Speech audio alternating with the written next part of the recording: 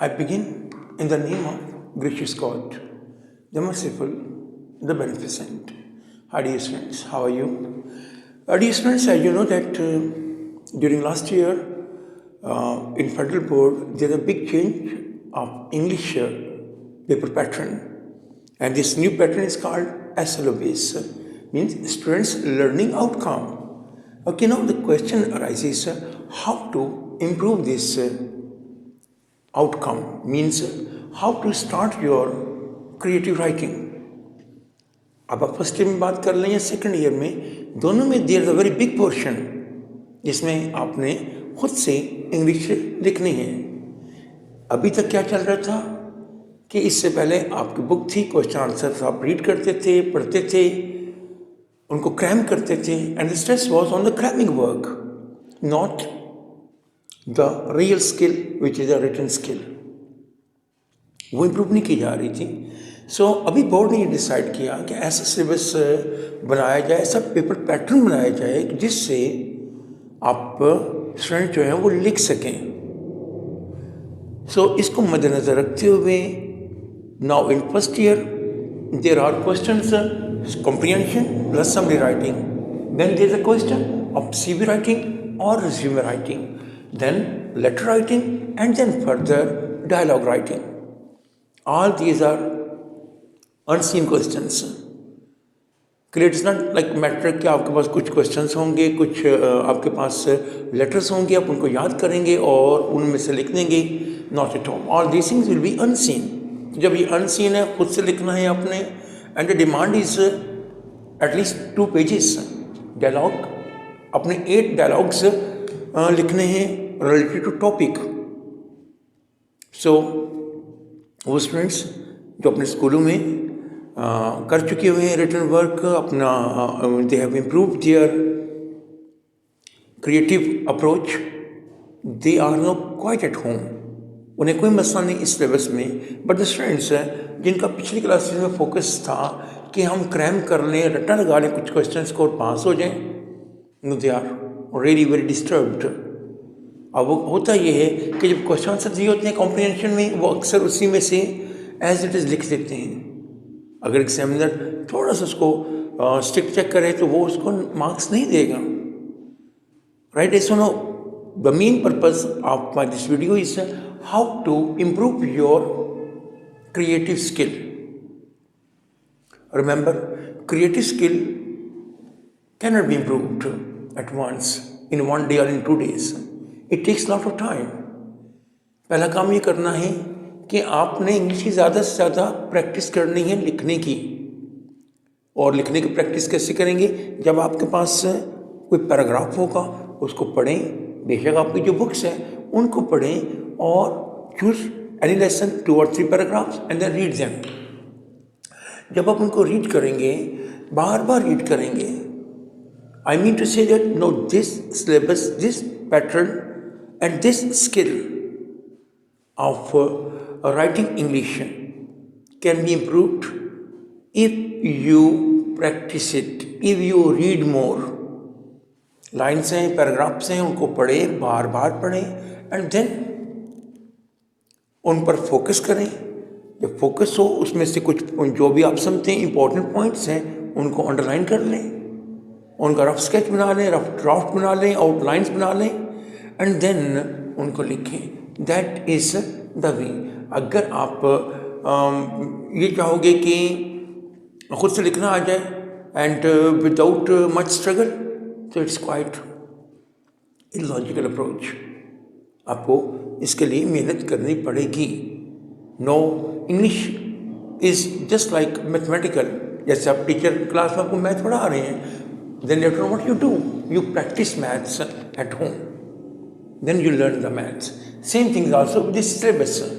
सो आपको जब first year बताया, सेकेंड ईयर में भी सेम ऐसे ही कॉम्प्रिहेंशन है, समरी है, देन रिपोर्ट राइटिंग है, देन एसे राइटिंग है, and these things will be unseen.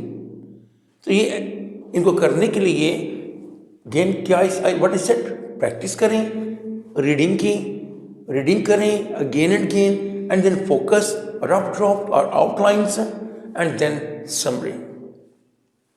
जब आप घर में कर रहे हो किसी लहदा पेज पे आप लिखेंगे, लेकिन जब एग्ज़ाम में होगा वहाँ हमारे पास आउटलाइंस है या summary bit difficult, then what you should do, वहाँ आपने जो पैराग्राफ है उसको हल्के अंडरलाइन कर लें और फिर उनको आप इकट्ठा करें अपने एक्चुअल समरी में।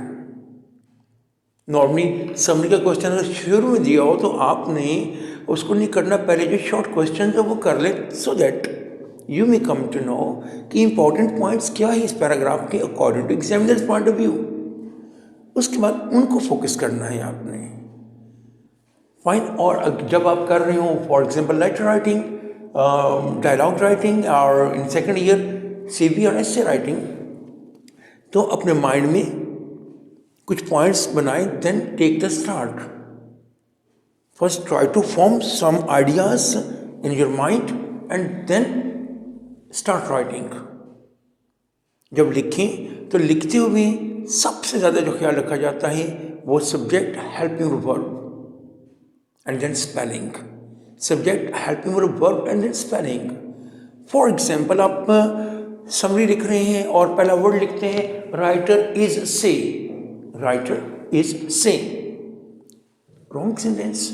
From the very first sentence writer ने अपने आप को एक्सपोज कर दिया and your checker will come to know कि आपको your English is not up to the mark. फिर सेकंड आप देखिए, राइटर में अक्सर मैं देखता हूँ स्टूडेंट डबल टी लिख देते हैं। इट मीन्स इतने ईजी वर्ड के जब आपके स्पेलिंग्स भी रॉन्ग होंगे तो again bad impact in the very first sentence. So then how can you get good marks? So the thing, subject, अगर आपका प्रपोजिशन प्रॉपर नहीं है doesn't matter, adverb adjective proper नहीं है नो प्रॉब्लम, बट अगर आपके subject, helping verb and then spellings, these are the four things, अगर ये फोर थिंग्स आपके प्रॉपर नहीं है तो देन आपने बहुत लिखा होगा, there will be lot of cancellation from the checkers point of view. Okay. और जो स्टूडेंट्स थोड़ा सा बेहतर लिख सकते हैं तो उनसे मैं कहूँगा कि vocabulary, another thing that is good vocabulary. For example, instead of writing the writer says, you may write the writer illustrates, depicts। सो थोड़े से मुश्किल वर्ड यूज़ करेंगे, अच्छी वोकैबुलरी होगी। This good vocabulary will make your this portion better than the other. Same आपके जो बाकी हैं इनमें भी अपने वोकैबुलरी की तरफ भी ध्यान देंगे। और फिर जो स्टूडेंट्स अभी बिल्कुल बिगिनिंग पर हैं, जो समझते हैं कि हमसे नहीं लिखा जाएगा, एक ही तरीका है और वो ये है कि इसको बार बार प्रैक्टिस करें और लिखते हुए subject, help your verb, subject, help your verb. That's why in my other videos I also say that tenses are the first thing. जब आप इंग्लिश लिखना शुरू करते हैं पहला स्टेप है टेंसेस। अगर आपको टेंसेस ही क्लियर नहीं है, अगर आपको helping verb form of verb is not clear, it means you can't right anything. Without tenses it might be possible you can speak but not possible for you to write. Because जब लिखते हैं तो the things are there and the teachers are going to check. And the dear friends might be आपको शुरू में ये मुश्किल लगे, लेकिन remember this is a blessing in disguise. Why blessing?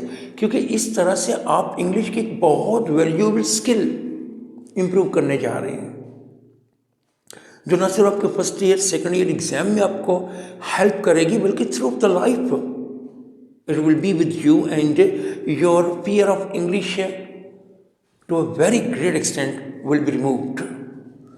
So don't think that this is something difficult syllabus. This student learning outcome is really something very much favorable thing for the students.